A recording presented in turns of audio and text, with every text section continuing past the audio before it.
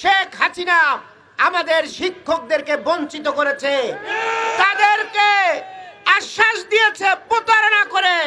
তৎকালীন সেই শিক্ষামন্ত্রী দীপুমণি এই শিক্ষকদের সাথে প্রতারণা করেছে। আমরা তার তীব্র নিন্দা এবং ধিক্কার জানাই। আমরা এই শিক্ষকদের ন্যায়সঙ্গত অধিকারের প্রতি আমরা একাত্মতা ঘোষণা করছি। আউযু বিল্লাহি মিনাশ শাইতানির রাজিম। বিসমিল্লাহির রহমানির রহিম।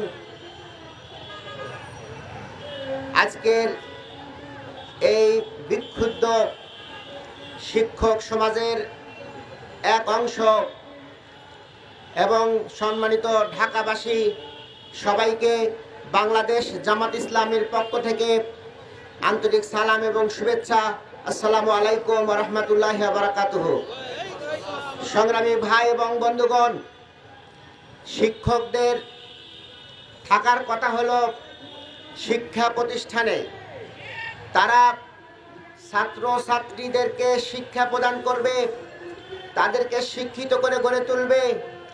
যেই ছাত্র ছাত্রীরা আগামী দিনে দেশ পরিচালনা করবে, দেশের কারিগর হবে, সেই হিসাবে শিক্ষকদের ভূমিকা রাখার কথা। আমরা জানি শিক্ষা হলো জাতির মেরুদণ্ড। একটি জাতিকে যদি সঠিকভাবে দেশ পরিচালনা করতে হয়, দাঁড়িয়ে থাকতে হয়, বিশ্বের মানচিত্রে মাথা উঁচু করে দাঁড়াতে হয়, তাহলে সেই শিক্ষাকে সুন্দরভাবে সাজাতে হবে। আর সেই শিক্ষাকে সাজানোর জন্য যারা গুরুত্বপূর্ণ ভূমিকা রাখবেন তারা হলেন শিক্ষক সমাজ। কিন্তু আমরা দেখতে পাচ্ছি এই শিক্ষক সমাজ আজকে অবহেলিত। তাদেরকে চাকরির নিশ্চয়তা দেওয়া হচ্ছে না, তাদের বেতন নাই, তারা পরিবার পরিজন নিয়ে কিভাবে চলবে সেইটা আমাদের দেশের যারা কর্তৃপক্ষ ছিল। আপনারা জানেন বিগত 15 বছর একটি ফ্যাসিবাদ আমাদের উপরে চেপে বসেছিল, যারা ক্ষমতার জন্য ছাত্রদের বুকে গুলি চালিয়েছে, যারা ক্ষমতার জন্য যে কোনো ধরনের ধ্বংসযজ্ঞ করতে কোনো দ্বিধাবোধ করে নাই। খুন, গুম, হত্যা, নির্যাতন সহ তারা এমন কোনো কাজ বাদ দেয়নি। তারা ব্যাংক ডাকাতি করেছে, লুটপাট করেছে, তারা দেশের সম্পদ বিদেশে পাচার করে দিয়েছে। সেই ফ্যাসিস্ট শেখ হাসিনা আমাদের শিক্ষকদেরকে বঞ্চিত করেছে, তাদেরকে আশ্বাস দিয়েছে প্রতারণা করে। তৎকালীন সেই শিক্ষামন্ত্রী দীপুমণি এই শিক্ষকদের সাথে প্রতারণা করেছে। আমরা তার তীব্র নিন্দা এবং ধিক্কার জানাই।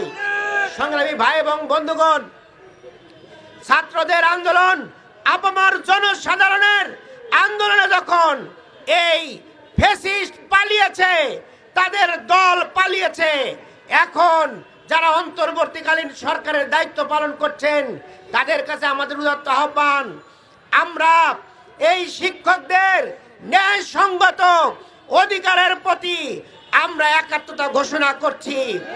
বাংলাদেশ জামাত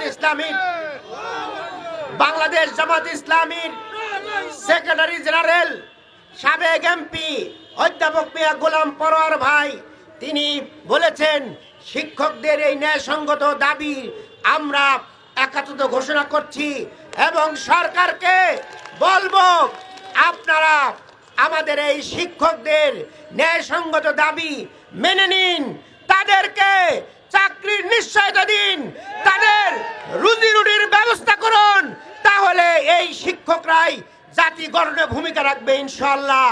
সংগ্রামী ভাই এবং বন্ধুগণ, জাতিকে সঠিক নেতৃত্ব উপহার দেওয়ার জন্য এই শিক্ষকরাই ভূমিকা রাখবে।